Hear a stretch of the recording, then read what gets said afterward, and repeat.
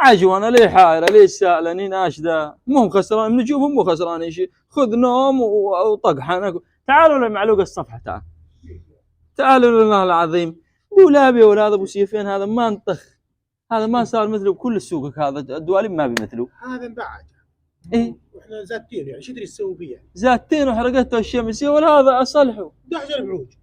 ايه بعوج 3 بعوج كلها، ولا الدولاب خلنج ما شاء الله عليه. يعني شوف لسه شو تسوي فيه يعني؟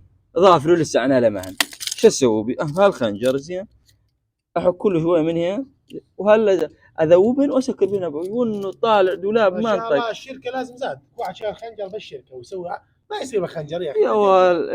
يا ولد اطرازيله بظهره زين من 5 سنين الحكي، وانقطع عندي الجسم الترانسيسيون، كان جبت عظم تبع دنيا الصور بشو وركب بدال ترانسيسيون، ومشيت عليه بعدها اقل شيء 5 سنين. ما شاء الله. لان الواحد لازم يدبر حاله بالقطعه مي زينه يا ولد. القطعه مي زينه، والديناصور زاد مي زينه، ديناصور بظهره تذاك بعقله